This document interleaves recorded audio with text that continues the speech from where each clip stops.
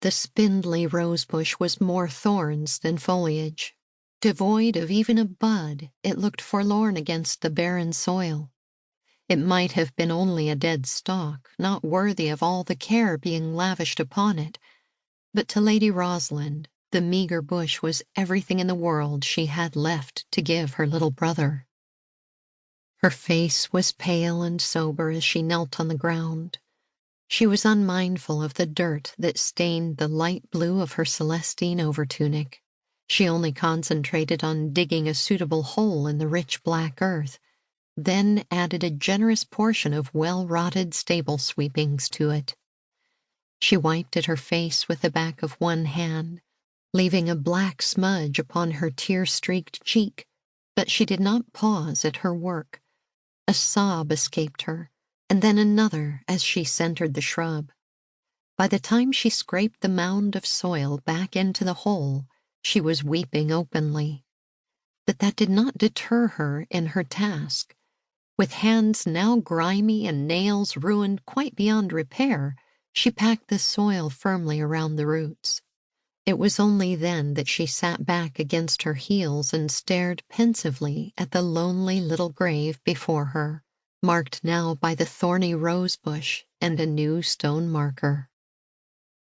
Beyond her, standing bareheaded and awkwardly gripping his Phrygian cap, the young page, Cleve, watched his mistress. He was hesitant as he approached her with the wooden bucket of water he had drawn from the garden well. "Shall I water it now, my lady?" he asked in a hushed tone. Rosalynde looked up at him. Despite her own all-consuming grief, she recognized that he too was sorely distressed by young Giles's passing, but he blinked hard against any threat of tears, and she gave him a sad and rueful smile. "I'd like to do it myself." He gave her the bucket without argument, but Rosalynde could not mistake the concerned expression on his normally matter-of-fact face. She knew everyone thought she was behaving most strangely, and that they were all humoring her, only because they did not know what else to do. Death always seemed to make people uncomfortable, as did dealing with the surviving family.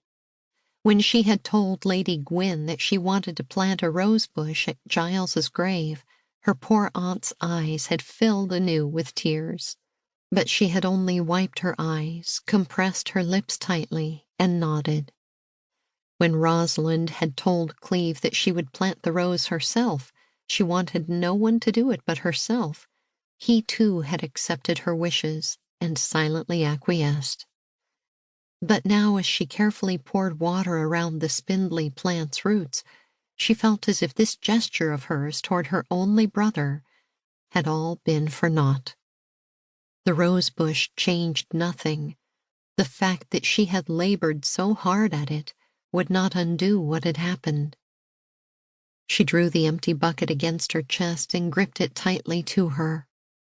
Giles was still dead, still lost to the fever that had racked his frail body for 3 torturous days. Giles was dead, despite all her frantic efforts to save him, and she had never felt more alone. First her mother, then for all practical purposes her father, and now Giles. Despite her aunt and uncle who had been so good to her, she could not help but feel utterly abandoned. Cleve shifted uneasily, and once more his cap made the slow, twisted circuit through his hands.